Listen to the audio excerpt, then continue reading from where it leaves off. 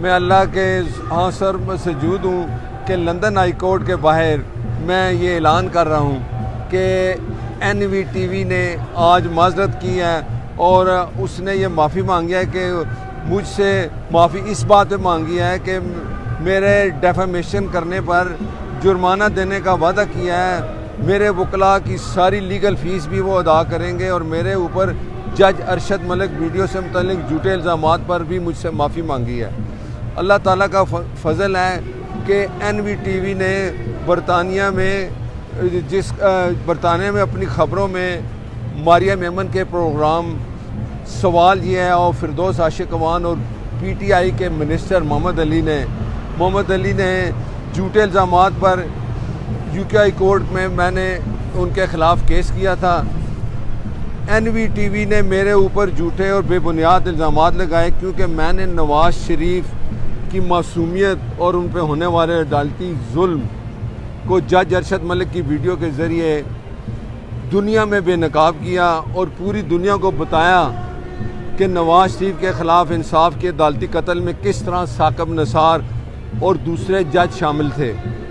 جج ارشد ملک کی ویڈیو منظر عام پر آنے کے بعد این وی ٹی وی نے 6 اور 7 جولائی 2019 کو اپنے یوکی کے خبروں میں کہا کہ میں نے کئی قتل کیے ہیں، جرائم میں ملوث ہوں اور ڈرگز مافیا بیچتا ہوں اور یہ کہ میں پاکستان میں انصاف کے نظام کا باغی ہوں. 7 جولائی 2019 کو ماریہ میمن کے پروگرام سوال یہ ہے میں منسٹر علی محمد خان نے میرے بارے میں جھوٹ بولا. ماریہ میمن نے جھوٹ بولا کہ میں ایک گینگسٹر ہوں. میں نے این وی ٹی وی پر لندن ہائی کورٹ میں کیس کیا اور بتایا کہ کس طرح نواز شریف کی بے گناہی ثابت کرنے پر این وی ٹی وی نے کہ اینکر نے سچ کو دبانے کی کوشش کی اور مجھے اور میرے خاندان کو انتقام کا نشانہ بنایا. این وی ٹی وی نے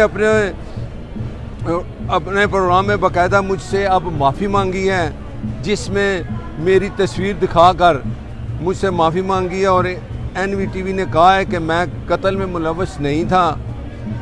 این وی ٹی وی نے مانا کہ جرائم اور ڈرگز بیچنے میں ملوث نہیں تھا اور یہ کہ پاکستان کی عدالتوں سے سرخرو ہو چکا ہوں.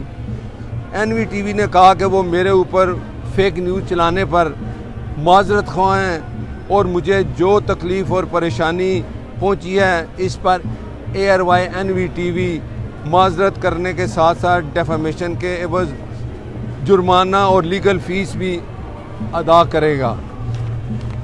میرے خلاف کیس جج ارشد ملک ویڈیو کے سچ والے ویڈیو کی وجہ سے یہ سب کچھ چلایا گیا. میرے خلاف کمپین میں یوں تو سارے میڈیا نے حصہ لیا کیونکہ میں نے اس میں ثاقب نثار، جسٹس عظمت سعید اور جسٹس کھوسا کے نواز شریف کے خلاف ہونے والی سازش کو بے نقاب کیا تھا اور جرم کی پاداش میں پورے پی ٹی آئی حکومت میرے اوپر حملہ آور ہو گئی اور انہوں نے ایف آئی اے اور پولیس کے ذریعے میرے خاندان کے اوپر دباؤ ڈالا اور میرے خاندان کے ساتھ دہشت گردوں جیسا سلوک کیا.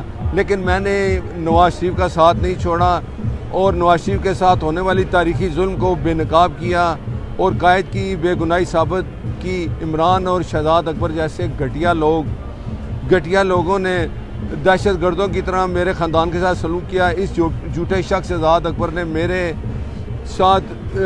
خاندان کے خواتین کو تک نہیں چھوڑا اور انہوں نے چادر اور چاردیواری کی بے حرمتی کی، انتقامی کارروائیاں کی. لیکن میں نے کہا کہ جب تک سانس ہے میں اپنے قائد میاں نواز شریف کا ساتھ نہیں چھوڑوں گا اور جسم میں آخری خون تک بھی اپنے قائد کے ساتھ رہوں گا. مجھے خوشی ہے آج میں لندن ہائی کورٹ میں ہونے والے اس تاریخی فیصلے کو اپنے لیڈر نواز شریف کے نام کرتا ہوں. میں لندن میں ہائی کورٹ میں ہونے والے اپنے تاریخی فیصلے کو اپنے قائد نواز شریف کے نام کرتا ہوں.